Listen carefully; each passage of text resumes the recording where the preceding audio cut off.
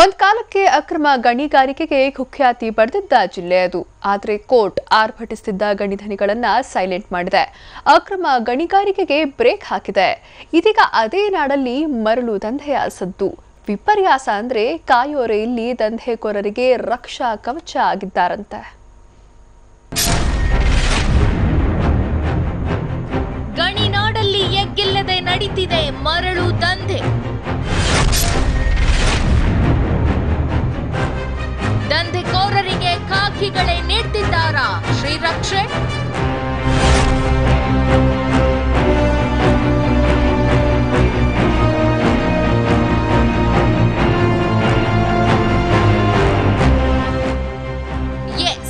ಬಳ್ಳಾರಿ ತಾಲೂಕಿನ ಮೋಕಾ ಗ್ರಾಮದ ಬಳಿಯ ಹಗರಿ ನದಿಯಲ್ಲಿ ಅಕ್ರಮ ಮರಳುಗಾರಿಕೆ ಎಗ್ಗಿಲ್ಲದೆ ನಡೀತಾ ಇದೆ.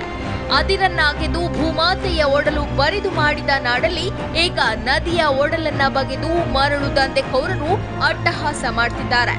ಆದ್ರೆ ವಿಪರ್ಯಾಸ ಏನು ಗೊತ್ತಾ? ರಾಜಾರೋಷವಾಗಿ ನಡೀತಾ ಇರೋ ಈ ದಂಧೆಗೆ ಇಲ್ಲಿ ಅಧಿಕಾರಿಗಳೇ ಶ್ರೀರಕ್ಷೆ ನೀಡ್ತಿದ್ದಾರಂತೆ. ಲೋಕೋಪಯೋಗಿ ಇಲಾಖೆ, ಗಣಿ ಮತ್ತು ಭೂ ವಿಜ್ಞಾನ ಇಲಾಖೆ ಹಾಗೂ ಪೊಲೀಸ್ ಇಲಾಖೆ ಅಧಿಕಾರಿಗಳೇ ಸಾಥ್ ನೀಡ್ತಿದ್ದಾರಂತೆ. ಅದರಲ್ಲೂ ಮೋಕಾ ಪೊಲೀಸ್ ಠಾಣೆ ಸಿಬ್ಬಂದಿ ದಂಧೆಕೋರರಿಗೆ ಸಂಪೂರ್ಣ ಸಹಕಾರ ನೀಡ್ತಿದ್ದಾರೆ ಅನ್ನೋದು ಸ್ಥಳೀಯರ ಆರೋಪ. ಸಾವಿರಾರು ಕ್ಯೂಬಿಕ್ ಮೀಟರ್ ಆಗಿ ಇವತ್ತು ಉಸುಗನ್ನ ಹಗಲು ದರೋಡೆ ಮಾಡ್ತಕ್ಕಂಥ ಪರಿಸ್ಥಿತಿ ಇವತ್ತು ನಿರ್ಮಾಣ ಆಗಿದೆ. ಮೋಕಾ ಪೊಲೀಸ್ ಸ್ಟೇಷನು ಬೇರೆ ಬೇರೆ ಏನು ಪೊಲೀಸ್ ಸ್ಟೇಷನ್ ಬರ್ತವೆ, ಅದರ ಮೇಲೆ ಕಠಿಣ ಕ್ರಮ ತಗೊಳ್ಬೇಕು. ಅಲ್ಲಿ ಯಾರ್ಯಾರು ಇದ್ರ ಭಾಗಿಯಾಗಿದ್ದಾರೆ, ಅಲ್ಲಿ ಮೋಕಾ ಸಬ್ ಇನ್ಸ್ಪೆಕ್ಟರ್ ಇರ್ಬೋದು, ಮತ್ತು ಅಲ್ಲಿ ಅಧಿಕಾರಿಗಳಿರ್ಬೋದು, ಭೂ ವಿಜ್ಞಾನ ಇಲಾಖೆ ಇರ್ಬೋದು, ಮತ್ತು ಅಲ್ಲಿರ್ತಕ್ಕಂಥ PWD ಇರ್ಬೋದು, ಪೊಲೀಸ್ ಇರ್ಬೋದು, ಇದರ ಸಮಗ್ರವಾದ ತನಿಖೆ ಮಾಡಿ ಜಿಲ್ಲಾಡಳಿತ ಮತ್ತು ಸರ್ಕಾರ ಇದು ಗಂಭೀರವಾಗಿ ತಗೊಂಡು ಇದನ್ನು ಸಮಗ್ರ ತನಿಖೆಗೆ ಒಳಪಡಿಸಬೇಕು ಮತ್ತು ಇದು ಭಾಗಿಯಾದವರನ್ನು ಕೂಡಲೇ ಅಮಾನತುಗೊಳಿಸಬೇಕು. ಈ ರೀತಿ ಅಕ್ರಮವಾಗಿ ಲಿಫ್ಟ್ ಮಾಡಿದ ಮರಳನ್ನ ಮೋಕಾ ಗ್ರಾಮಕ್ಕೆ ಬಂಡಿಗಳ ಮೂಲಕ ಸಾಗಿಸಲಾಗುತ್ತೆ. ರಾತ್ರೋರಾತ್ರಿ ಲಾರಿಗಳ ಮೂಲಕ ಬೇರೆಡೆಗೆ ಸ್ಥಳಾಂತರಿಸಲಾಗುತ್ತೆ.